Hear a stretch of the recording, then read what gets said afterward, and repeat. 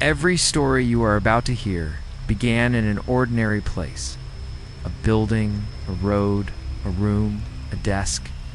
Nothing dramatic. Now think cinematic. Just the world you already live in. The same world you walked through today. And something in it that was not what it appeared to be. 10 stories. 10 ordinary people. 10 moments where the architecture of reality developed a crack.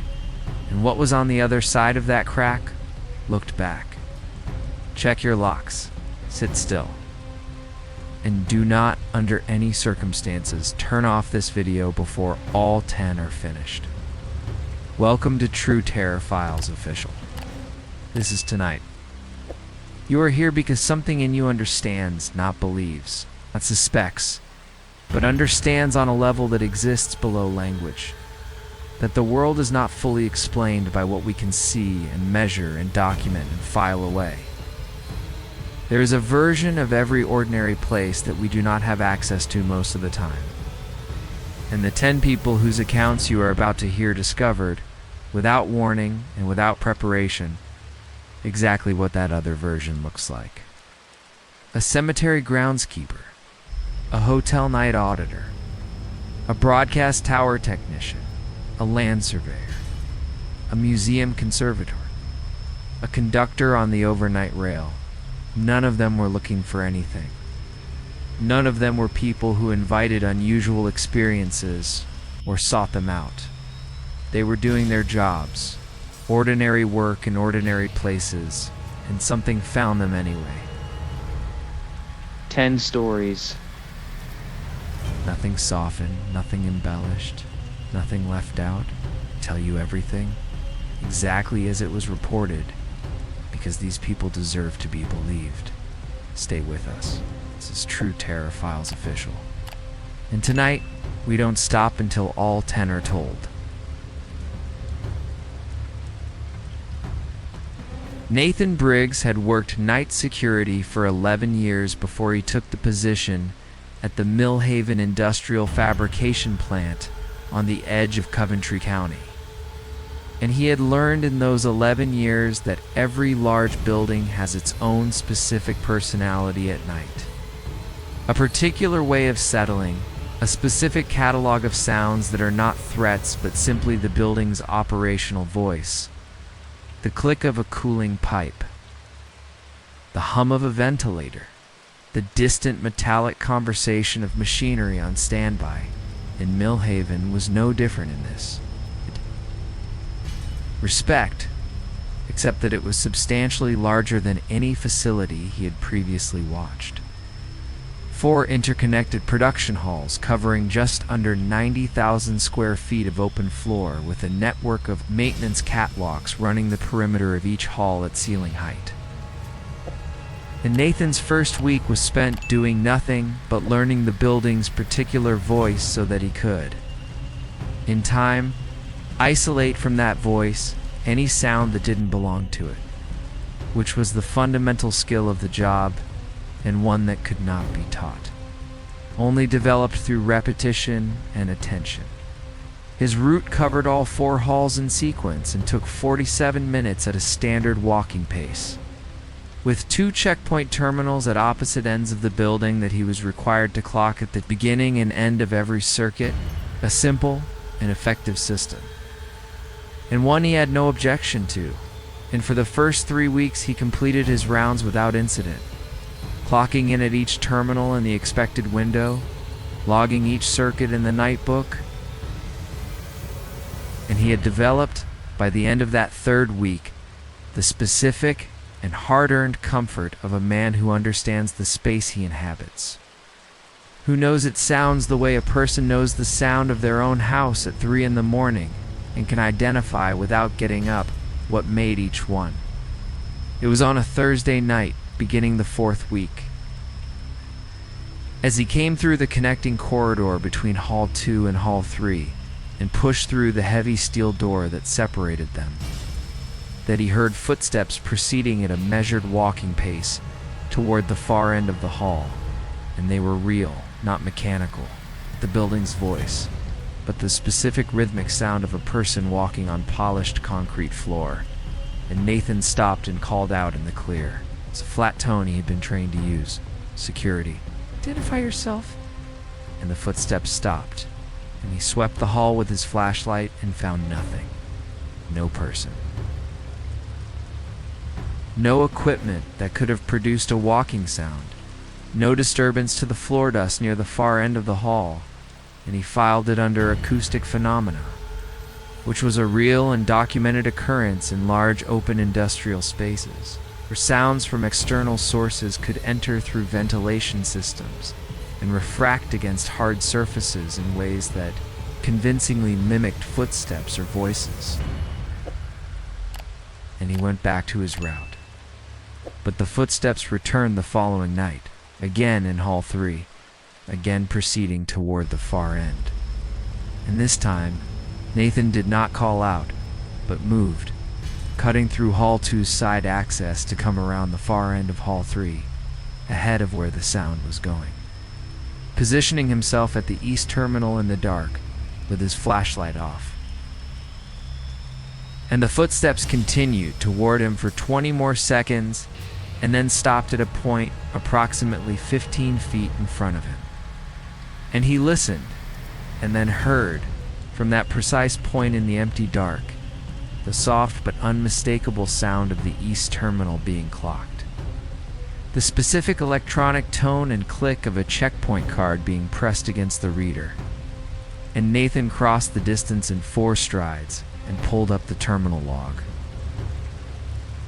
And the log showed 2 entries, his own, time-stamped at 3:41 a.m., and a second entry 30 seconds prior, time-stamped 3:40 a.m. using a valid badge number issued to a maintenance technician named Gerald Poss, who had been terminated from the plant 11 months prior, and whose credentials had been formally revoked and removed from the system on the day of his termination. The security contractor sent a technician who confirmed that the log entry was genuine. The timestamp was accurate. The hardware showed no sign of credential spoofing or system intrusion, and that a physical card interaction at the terminal was the only mechanism by which the log entry could have been created, and no one could explain how a revoked badge belonging to a terminated employee had registered a valid clock-in in a locked building at 3:40 in the morning. Nathan spent the next 2 weeks logging extra circuits through Hall 3 and heard the footsteps 4 more times, always between 3:15 and 3:50 a.m., always proceeding toward the east terminal, and on the 6th occurrence he caught, in his flashlight beam as he swung it across the far end of the hall, glimpse of something, not a person exactly, not a complete person, but a shadow that had substance, a shape that moved in the manner of a man walking but held no detail, no surface, nothing his beam could illuminate or define. Visible for perhaps a quarter second before it was simply not there. And he walked to the east terminal and checked the log. It showed a clock-in from Gerald Poss's badge number, time-stamped 40 seconds prior. The badge system was completely replaced at significant cost, and the new system still occasionally logged. At irregular intervals between 3 and 4 in the morning, a clock-in from a credential that existed in no database anyone could find. And Nathan continued his rounds. And he never again swept Hall 3 with his flashlight when he heard the footsteps, because he had learned. In the way that a person learns a building's particular voice, that the sound was not a threat, and that whatever was completing its circuit through Hall 3 in the small hours was doing so with the specific, purposeful rhythm of someone who simply had not been told that the work was finished.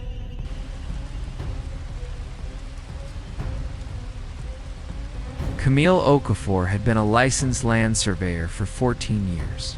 She was thorough in the way that only surveyors who have seen the consequences of sloppy fieldwork can be thorough, which is to say entirely, So when she accepted the Ridgeline Estate project, a contested property boundary assessment on a 42-acre parcel in rural Chestnut County that had been the subject of a civil dispute for going on 3 years, she drove out to the property on a Sunday, the day before the official start of work, simply to walk the land and establish in her own mind its general character before committing it to measurements. Because field work done on ground you have walked first is always more accurate than field work done cold, And this was one of those professional principles she had arrived at through experience rather than instruction. The property was heavily wooded on its northern and eastern faces, with a cleared agricultural parcel running through the center, and a dry creek bed forming what one party to the dispute claimed was the natural western boundary. And the day was clear and cold, and Camille spent approximately 2 hours walking the perimeter before returning to her vehicle and noting 3 points on her pre-survey sketch that she flagged for particular attention the following morning. Feeling the specific professional satisfaction of a person who has read a situation correctly before being asked to formally document it, she arrived at 6:45 a.m. the next day with her equipment at Total Station, a GPS receiver, a set of survey rods, and her field assistant Paulo, a graduate student who had been working with her for 2 seasons and whom she trusted. And they set up at the established benchmark near the property entrance and began working methodically along the northern boundary, and the first morning produced no anomalies. And the second morning was identical, and she made significant progress along the eastern face. But on the third morning, when Camille set up the Total Station at the corner reference she had established the day before and began reshooting the northern line to close her traverse, the readings she obtained did not match the readings from the previous day, not by a small amount. Not within the acceptable tolerance drift of a precision instrument, but by a margin of approximately 4 feet 6 inches. At the midpoint of the northern boundary, which in a 42-acre property dispute was not a measurement anomaly, but a fundamental structural difference. She recalibrated the instrument, verified the benchmark, reshot the line from 3 separate positions, and got the same new measurements each time. Consistent among themselves, but inconsistent with day 2. And when she drove the survey rod into the ground at what should have been an established stake location from the previous day and found no stake, she walked the ground by hand and found the previous day's stake 11 feet south of where she had set it. The plastic cap still on, the number still legible in her own handwriting. Sitting in disturbed earth that showed the specific surface disruption of a stake that had been pulled and deliberately redriven. She installed a motion-activated camera at the northwest corner of the boundary line, mounted to a tree at a height that covered the northern stake line, and returned the following morning to find the camera repositioned on its mount, not removed, not destroyed, but turned so that its field of view now covered the interior of the property rather than the boundary stakes. And when she reviewed the footage, the camera had recorded 1 hour and 14 minutes of complete darkness before the file ended with the battery fully discharged. Though she had installed a fresh battery the previous afternoon, the final anomaly came on day 5. When she shot the full perimeter to generate her closing traverse and discovered that the property itself, all 42 acres of it, had shifted geographically by approximately 40 feet to the northeast relative to the GPS coordinates she had used to anchor her benchmark on day 1. It's not the measurements within the property, not a calibration issue, but the property. As though the land itself had moved incrementally and without observable cause in the 4 days since she had first put stakes in the ground. and Camille sat in her vehicle at the property entrance for a long time that afternoon before she called the project attorney and said, with the careful, factual tone of a professional who has considered every rational alternative and found each of them insufficient, I need you to understand that the boundary dispute between your clients is not the primary problem with this property. What I'm trying to tell you is that this property does not maintain a consistent relationship with the ground it is supposed to occupy. And I am a licensed surveyor with 14 years of field work telling you this, and I need you to hear me carefully before I file this report. Because I don't know the legal framework for what I've documented, and I'm not certain one exists.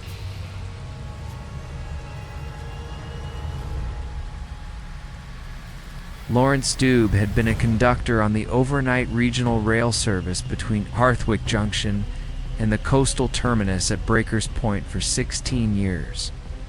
And in 16 years of overnight work, he had accumulated the particular kind of tired competence that comes not from indifference, but from having seen every configuration of human behavior a train can contain: the business people who slept, upright in their suits, the families with children who had been awake too long, the solitary travelers who wanted the window in the dark, and nothing from any member of the crew, and he was good with all of them. Firm when firmness was appropriate, and quiet when quiet was the right service to provide. And the overnight run was sparsely populated by its nature. The last departure from Harthwick at 11:40 p.m., rarely carrying more than 30 passengers spread across 4 cars. And Lawrence had learned to read the passenger load from the platform before boarding even began. Reading the crowd the way experienced conductors did, knowing from posture and luggage and expression which passengers were regulars and which were making the run for the first time, which passengers would be difficult before they opened their mouths. The first time he saw her was on a Wednesday in late October, a woman of perhaps 50 in a dark coat and gray scarf, seated in car 3. 4th seat from the front, port side, which was a window seat she had apparently chosen for the darkness and not the view. Because the coast was invisible at that hour, and she was looking not outward, but at a fixed point in the middle distance, the specific unfocused gaze of a person whose mind is somewhere else entirely. And Lawrence punched her ticket, a standard one-way to Breakers Point, purchased at the Harthwick terminal that evening, and moved on. And he thought nothing more about her until the train stopped at the mid-route station of Caver, and he walked the cars in his standard post-stop check, and passed car 3, and stopped because the woman in the dark coat was still in her seat, 4th from the front. Port side, but she was now looking directly at him, with an expression he could not read but that he classified instinctively as recognition, as though she had been expecting him to pass at this specific moment, and she looked away before he could speak, and he continued his walk. When the train arrived at Breakers Point, and Lawrence completed his exit sweep.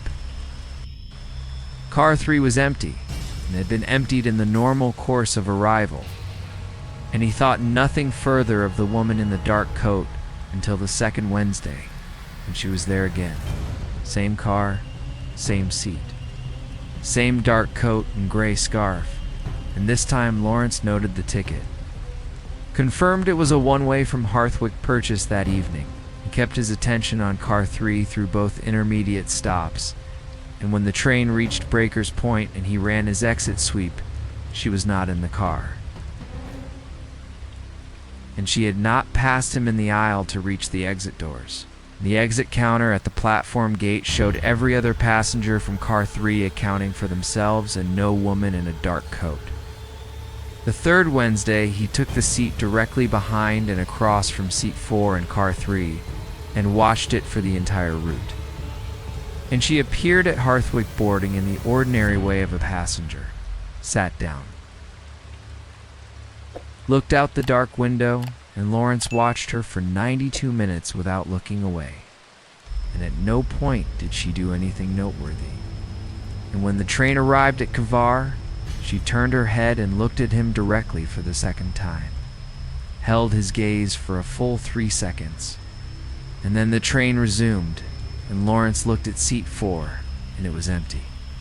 And he had not looked away, and the car doors had not opened between Kavar and his moment of looking, and the seat was simply, cleanly unoccupied.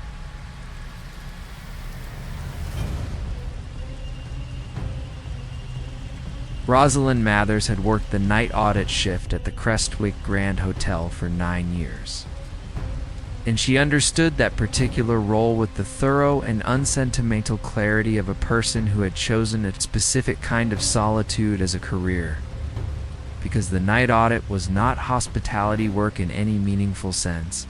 It was accounting work, reconciliation work. The careful and methodical process of balancing the day's financial transactions against the property management system's records from midnight to 6 a.m., while the hotel existed in its reduced state, most guests asleep, most staff gone, the building running on its overnight skeleton of maintenance and security.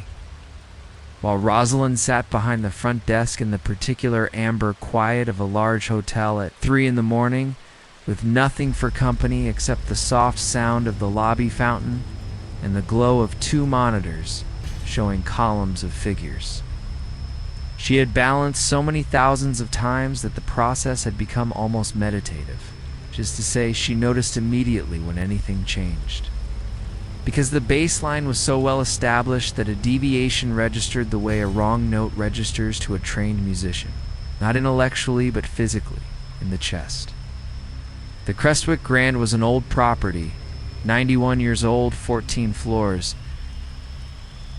212 rooms, and it had the accumulated history of a building that had housed a century's worth of human experience within the same walls. And Rosalind had long since filed away all of the hotel's ambient oddities under the heading of old building behavior. The elevator that sometimes descended to the lobby without being called. The cold draft that moved through the corridor between the ballroom and the main kitchen, regardless of season.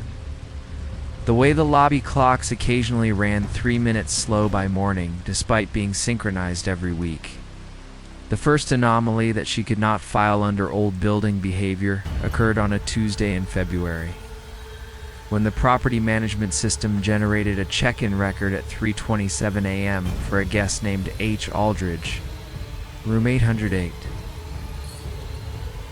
which should not have been possible because the front desk was physically locked after midnight and no key was issued, and no one had approached her station since her shift began. And when Rosalind cross-referenced the record, it showed a full guest profile, arrival date, departure date, a credit card authorization, a room preferences note requesting extra towels, and a late checkout, all time stamped at 3:27 a.m. with her own employee credential number, as though she herself had processed the check-in, which she had not done and had no memory of doing, and which she would have had to do at her own desk in her own site. And when she pulled the security camera footage for the front desk from 2 a.m. to 4 a.m., it showed her continuously sitting at the desk doing exactly what she had been doing with no interruption, and no guest approaching the desk, and no moment in which her hands moved to the keyboard in the sequence required to process a guest check-in. She sent a technician to room 808, which showed empty, undisturbed, dark, beds made from the previous day's housekeeping. And she voided the record and filed an incident report and went home at 6 a.m. and told herself the system had generated a ghost entry from corrupted data. But the following Tuesday at 3:27 a.m., the system generated another check-in. H. Aldridge, room 808, same profile, same preferences, same credit card authorization, same employee credential. And Rosalind was watching the screen when it happened, and her hands were folded in her lap, and her body was completely still, and the M's keyboard was untouched, and she sent maintenance to room 808 again. And this time, when the technician opened the door, the room was occupied, not by a person. The bed was empty. The room was dark, but the extra towels she had not requisitioned were stacked on the bathroom counter. The late checkout notation was marked on the room's internal status board in ink that was dry and settled. And on the desk beside the telephone was a hotel notepad on which someone had written, in the precise and formal cursive of an older era, 2 sentences. "Thank you for the room, Miss Mathers." I always preferred the 8th floor. The hotel's general manager reviewed the records, confirmed that an H. Aldridge had been a long-term resident of the Crestwick Grand in the 1950s and 1960s, occupying room 808 on a permanent basis, and had died in that room in the spring of 1967. And the general manager sat with this information for a long time before asking Rosalind, in the careful voice of a person choosing their words to avoid an implication they were not ready to commit to, whether she would be willing to simply continue processing the check-in at 3:27 a.m. on Tuesday mornings, because the alternative was a conversation about the hotel's history that he was not certain the ownership group was prepared to have.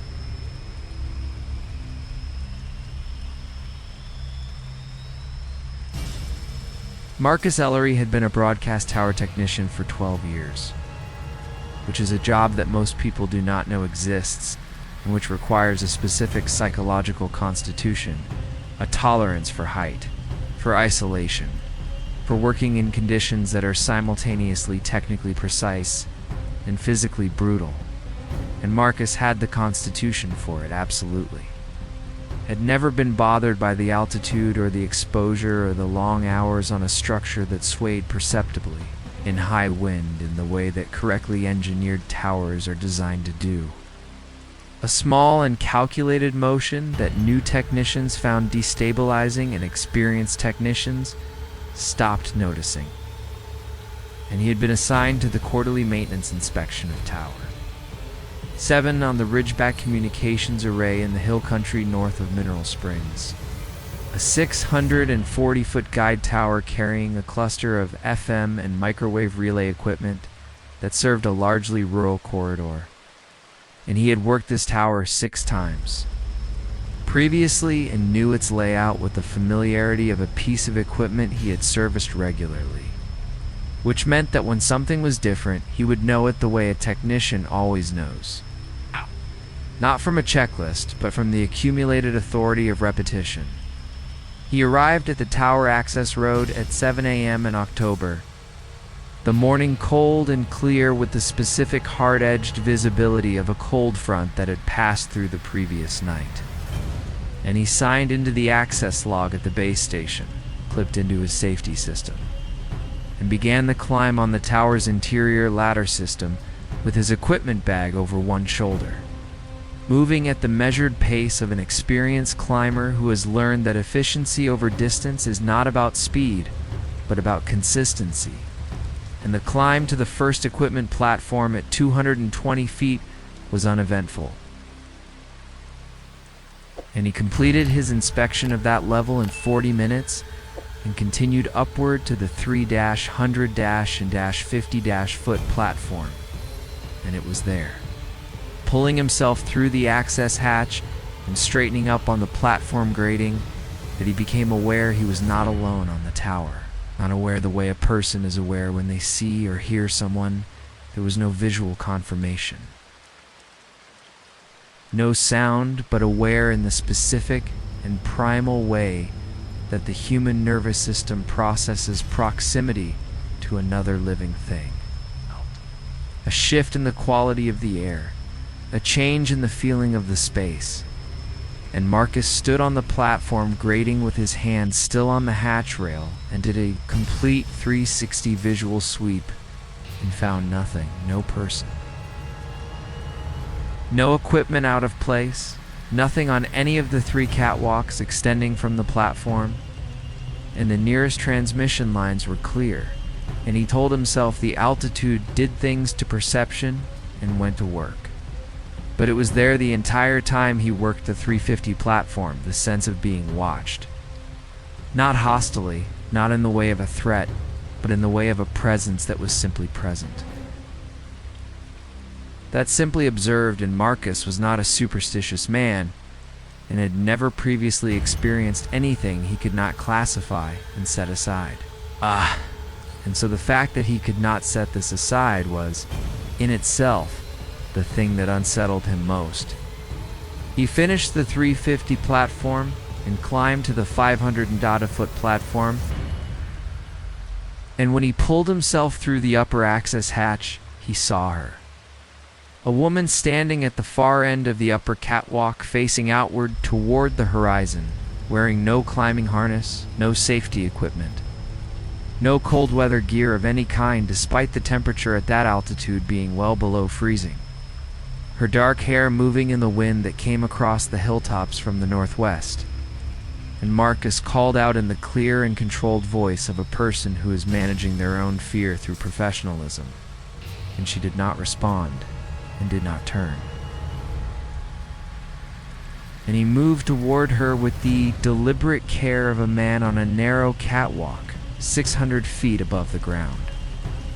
And when he reached the midpoint of the catwalk, and was close enough to see her with clarity, he stopped, because she had no equipment, no harness, no clip point, no physical means of being safely present at that elevation on that structure. And more than that, her feet were not on the catwalk grating, but approximately 3 inches above it. And the wind moving her hair was moving it sideways against the prevailing direction. As though she existed in a different wind than the one Marcus felt against his own face. And she turned toward him very slowly, and her face was the specific blank of a face from which all expression has been permanently removed. Not calm, not peaceful, not sleeping, but simply empty. A face that had finished whatever it needed faces for and had not yet been told, and then she was not there. The catwalk was clear, and the wind against Marcus's face was the only wind. And the space where she had been standing was simply space. And when he descended the tower an hour later and signed out of the access log at the base station, he reviewed the sign-in log for the preceding 48 hours, which all tower access personnel were required to complete without exception. And his was the only entry, and he sat in his truck for a long time before driving down the access road. And when he submitted his maintenance report, he included a factual and specific notation that the 580-foot catwalk required a comprehensive structural inspection, which was a reason to send another technician to Tower 7. That was also a way of finding out whether the next technician would sign out of the log with the same careful steadiness and the same particular silence that Marcus Ellery carried with him for the rest of that year.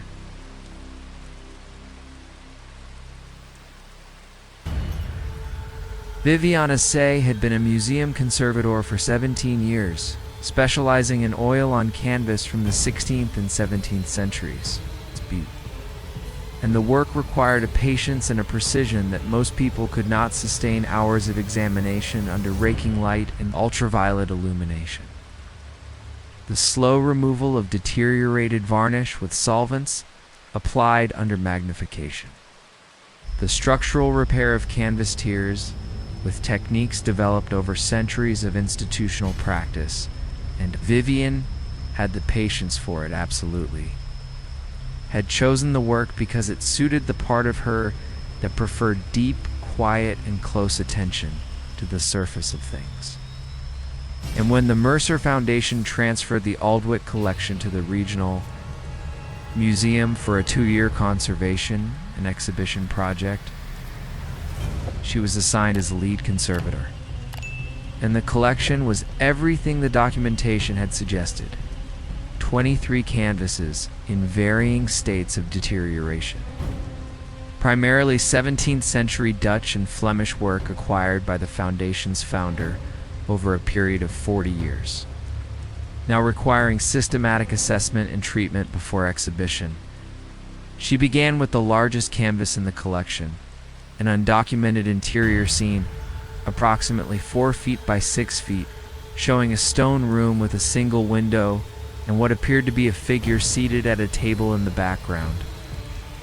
Partially obscured by the room's shadow, and the painting had suffered significant yellowing of the varnish layer over what she estimated to be its most recent application cycle, which obscured the original palette substantially, and she began the varnish removal process over several sessions. Working systematically from the upper left corner across the composition, and the progressive exposure of the original paint layer proceeded normally for the first 2 sessions, revealing the expected warm ochres and raw umbers of the period, until the 3rd session, when she removed varnish from the shadow area where the background figure sat, stopped completely because the figure had changed, not the painting. She had not touched the figure itself,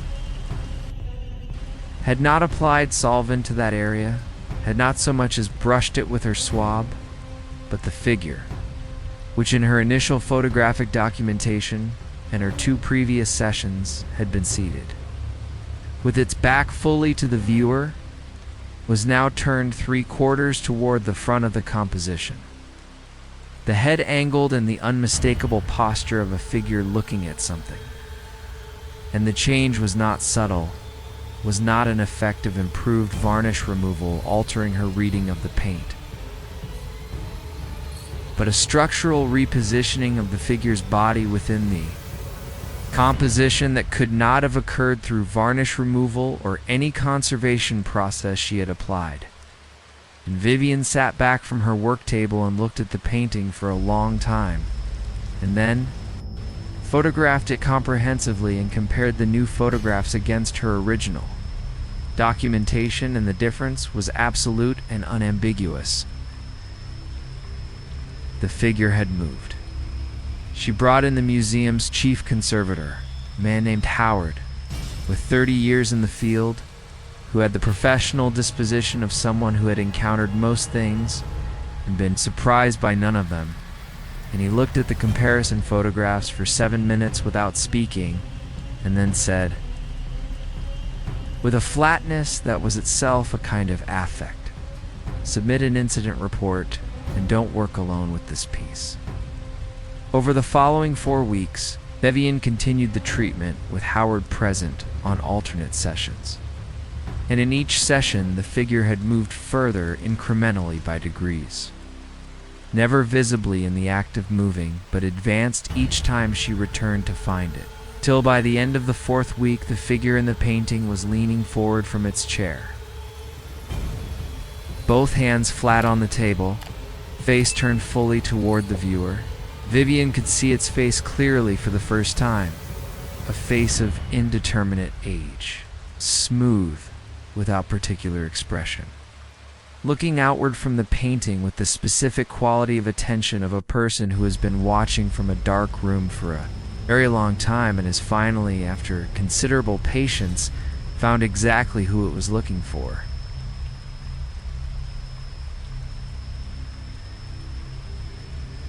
Elias Drummond had cared for the Hartfield Municipal Cemetery for 22 years, and he understood the property with the intimate and unglamorous knowledge of a person whose relationship with the place is entirely physical. The drainage problem in the northeast quadrant that turned that section of the grounds to mud in spring, the old section on the western boundary where the subsidence of 2-century-old burial plots created slow sinkholes that required monitoring and filling. The specific growth patterns of the 12 different tree species across the property, and when each required attention, and he was at peace with the work in the uncomplicated way of someone who had stopped requiring the work to be anything other than what it was, a quiet and necessary job done well in a quiet and necessary place. And the cemetery was genuinely beautiful in the way that old properties with mature trees and varied stone could be beautiful. And Elias appreciated this the way a craftsman appreciates the quality of the material he works with, practically and without sentiment. He was not a man who felt uncomfortable alone in the cemetery at any hour, had never been bothered by the nature of what the ground contained, had worked late into evenings hundreds of times without discomfort.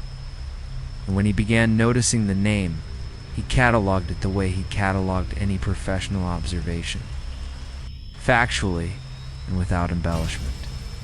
The name was Brennan, and it appeared first in the northeast quadrant on a stone that Elias knew well, a modest gray granite marker for one Thomas Brennan, 1841 to 1894, which sat in a row of similar markers from that era in which he passed on his rounds every morning.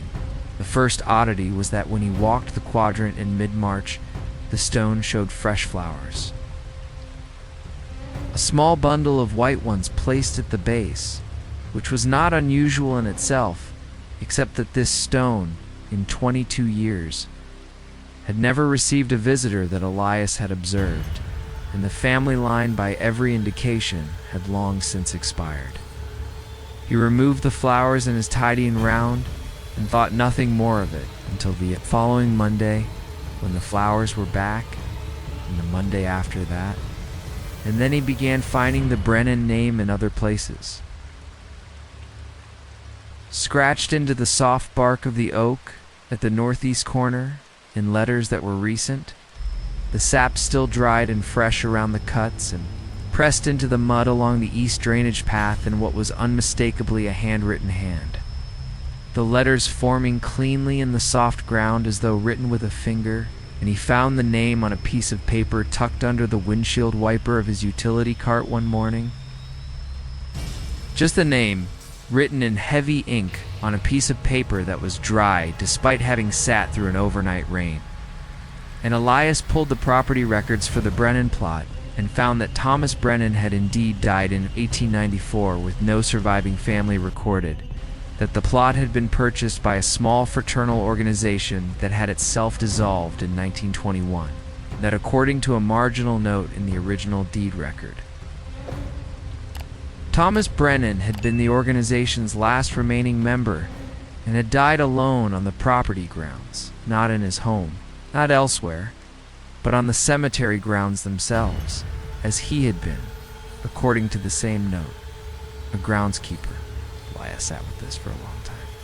And then, on a Tuesday morning in April, it set a fresh bundle of white flowers at the base of Thomas Brennan's stone and stood before it for a moment in the respectful silence of one groundskeeper, acknowledging another. And the following morning, the flowers he had left were gone, and in their place was a single worn brass button, the kind a workman's coat might have carried 130 years ago. And the grass around the stone had been freshly trimmed, neatly and precisely, in a section of the quadrant that Elias had not yet reached in his spring maintenance schedule and had not trimmed himself.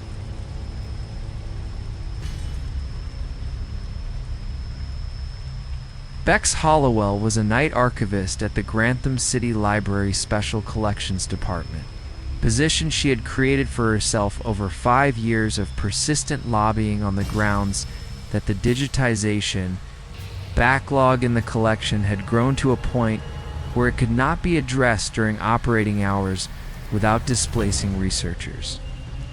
And the library board had eventually agreed and given her 3 nights a week from 10 p.m. to 6 a.m. in the lower collections, room with a dedicated scanner and her own access credentials.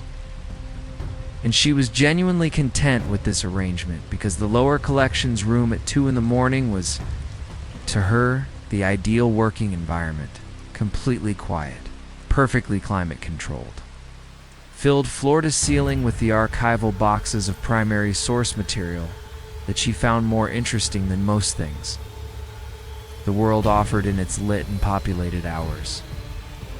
The collection she was working through during the autumn was a large donation of personal papers from a local estate, letters, diaries, household accounts, municipal correspondence, donated by the family of a woman named Clara Fenn, who, had died at 94 and whose husband had been a minor local official of some importance in the middle part of the previous century, and the papers were dense and poorly organized and rewarding in the way that uncurated collections always were, full of the unexpected texture of a real life rather than the curated narrative of a formal archive.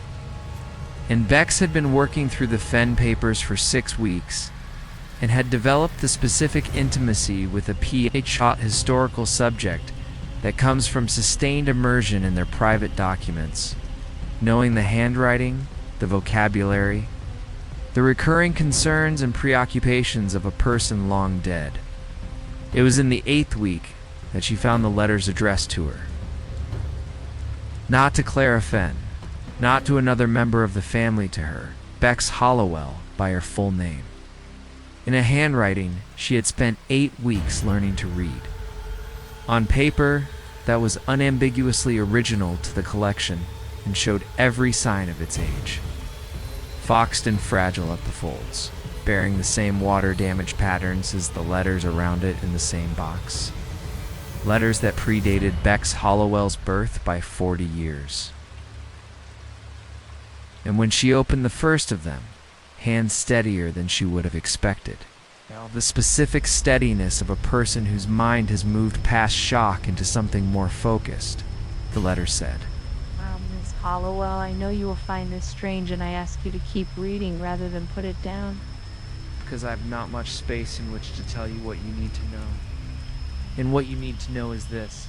The papers in box 14 should not be digitized. Because they are private. Though they are, but because what is in them is not finished, and a thing that is not finished should not be made permanent. And if you understand what I mean by that, you will leave box 14 unopened. And if you do not yet understand, you will understand the moment you open it, and by then it will be too late to choose differently. I am sorry. I did not choose the right person to tell. But you were the only one who came at night. Clara Fenn, October 14th, 1971. Bex looked at box 14, which was sitting in front of her, which she had pulled from the shelf 40 minutes earlier as the next box in the sequence and had not yet opened. And she sat with the letter in her hands and the box on the table in the particular quality of silence that a room acquires when something in it has been waiting for a very long time for the right person to arrive and make the right decision. And she thought about who she was and what she believed and how she had come to this job and this room at this hour. And then she picked up box 14 and she walked to the far end of the lower collections room and she slid it onto a shelf on the top row that required a ladder to reach behind 2 other boxes. In a section she was not scheduled to digitize for another 3 years. And she went back to her desk and continued her work and never told anyone about the letter because Clara Fenn had been right. She was the only one who came at night.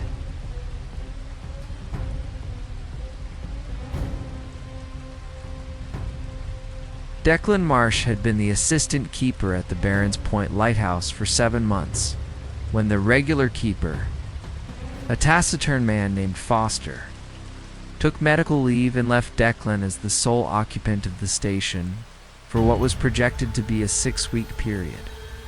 And Declan was 29 and experienced enough in isolated postings to be neither daunted nor naive about the prospect of 6 weeks alone on a lighthouse station on a rocky Atlantic headland in November. Which is to say, he understood that the isolation would be real, and the weather would be serious, and that the work maintaining the light, logging sea conditions, recording weather observations every 4 hours around the clock, managing the station's mechanical and electrical systems would keep him sufficiently occupied. That loneliness would be less of a problem than fatigue. The station was small, the light tower itself.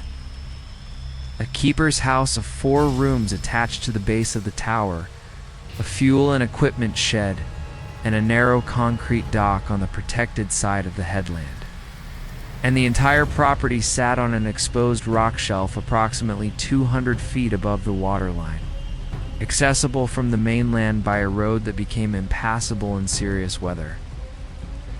And Declan had provision for 8 weeks and was entirely self-sufficient, and this was exactly how he preferred things. The first 3 weeks were without incident and were in the austere way of such things. Genuinely satisfying, the weather was varied and dramatic, and the light functioned correctly, and he ran the station well and slept soundly on his off shifts. The anomaly began in the 4th week, on a night of heavy fog and moderate swell, when Declan was running his 2 a.m. observation and heard, below the constant sound of the foghorn in the sea, a knocking 3 impacts, deliberate, heavy, coming from the concrete dock below the station. He went to the dock with a lantern and found it empty. The sea running black and heavy at the dock's edge, but nothing on the surface within the lantern's range. And he filed it as debris impact from the swell and returned to his log. It happened the following 2 nights at approximately the same time. And on the 3rd occurrence, Declan stayed on the dock for 20 minutes after the knocking stopped and watched the water and heard, during a momentary pause in the swell, a voice not clearly, not in a way that permitted individual words, but a human voice. Coming from the water below the dock, speaking with the measured urgency of someone communicating something important across a distance that was making communication difficult, and Declan leaned over the dock railing with his lantern, and the sea below was black and showed nothing. The voice stopped, and he spent the rest of that night going through the station's incident log, a leather-bound book going back 40 years of the station's operational history, and found 11 separate entries. Scattered across different keepers in different years, documenting the same thing: 3 knocks from the dock at night, a voice in the water, always in fog, always between midnight and 3 a.m., the earliest entry, written in a keeper's hand from 31 years prior in a careful and obviously deliberate way, said, "I have determined that the source of the knocking and the voice is the wreck of the Halloran. A fishing trawler lost with 6 crew on this headland in November of 1956, which lies on the rock shelf directly below this station at a depth of 40 feet. I have spoken with the harbor master. There will be no further official investigation. I have decided to answer when it knocks. It seems the right thing to do. A man alone in the dark deserves to know someone hears him." Declan closed the log, put on his waterproof,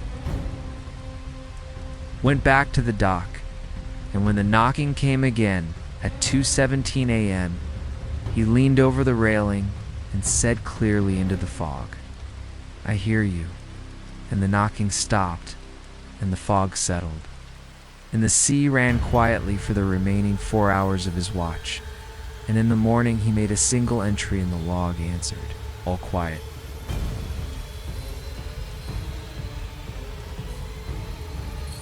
Odette Crane had worked the overnight cleaning shift at St. Ansgar's Regional Medical Center for 6 years, and she understood the hospital at night the way you can only understand a place when you are responsible for it in its most unguarded hours, the specific acoustic quality of each corridor, the way the emergency wing never fully quieted regardless of the hour, while the long-term ward at the building's north end settled into something close to silence by 2 a.m.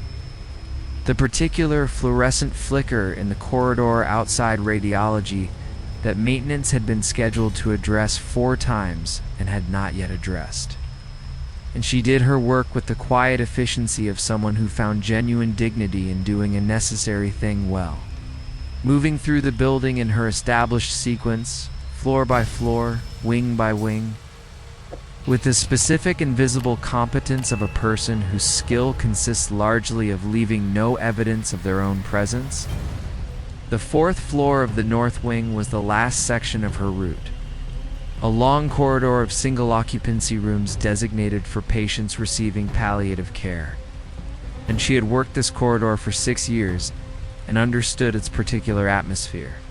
The specific, quiet of rooms where people were at the end of things, with the respectful matter-of-factness of someone who had made peace with what the corridor meant.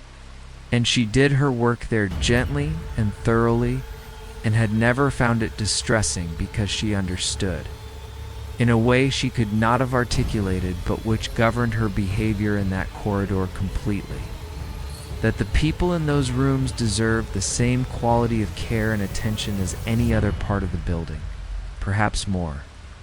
It was in October of her 6th year that she first noticed room 412 was occupied in a way that did not match the patient. Board at the nursing station, which showed it vacant and pending deep cleaning following a discharge that afternoon. And when she pushed her cart past the room's window, the room was dark, but not empty. She could see in the ambient light. From the corridor, the shape of a person in the bed. The specific outline of a person lying very still beneath a sheet. And she checked the board again, which confirmed vacancy, and knocked on the door frame and said quietly, "Housekeeping," and there was no response. And she pushed the door open and reached for the light switch, and the room was empty, bed stripped to the mattress. Exactly as it should have been, after a post-discharge clean, and she cleaned the room and moved on. It happened twice more over the following 2 weeks, rooms the board showed vacant. Dark shapes in dark rooms, empty when she opened the door. And then on a Tuesday night, she was cleaning the supply room at the end of the 4th floor corridor and heard someone walking in the main corridor outside. A slow and measured walking pace. And she stepped out, and the corridor was empty in both directions, and the footsteps had stopped. The nursing station was unmanned on its standard break rotation, and she went back to the supply room. And when she came out again, she found her cleaning cart had been moved precisely 6 feet, down the corridor from where she had left it. Not knocked or disturbed, but moved with deliberate care, placed against the wall to one side, as though someone was making room for her to pass. And beside the cart, set carefully on top of her supply caddy, where she would see it, was a small folded piece of paper. And when she opened it, the handwriting was shaky and thin in the way of a very old person's handwriting. And it said, "Thank you for being quiet in the evenings. The others rush. You're kind about the noise, you notice? We wanted you to know that we notice." She folded the paper carefully and put it in her uniform pocket and stood alone in the corridor for a moment. In the specific silence of 4 floors up in a sleeping hospital at 3 in the morning, and then she said to the corridor, quietly and without embarrassment, as one professional acknowledging another, "Thank you for telling me," and went back to her work. And from that night forward, she always knocked before entering any room on the 4th floor of the north wing. Even the empty ones, especially the empty ones, because she had learned what every good caretaker eventually learns, that the difference between a room that is empty and a room that feels empty is not always the same thing, and that the people who understand this, who do their quiet work without rushing, who knock on closed doors and speak softly and leave no trace of their passing, are exactly the kind of people that a place remembers. And that is all 10. 10 people doing ordinary work in buildings, on towers, on trains, by the sea, and finding something that had no clean explanation, and no official category, and no form to file, and no authority to call. What stays with us, what true Terraphiles official has always believed, is that these people are telling the truth, not because we cannot explain it, because the way they tell it, the specific, careful, professional way they describe what they saw and heard and felt, is the voice of a person who has seen something real and is trying, with whatever language they have, to make you understand that the world has more in it than what we have agreed to see. Stay alert. Stay honest. And whatever shift you are working tonight, wherever your particular building is, whatever corridor is yours at 3 in the morning, knock before you enter. From True Terror Files Official, good night.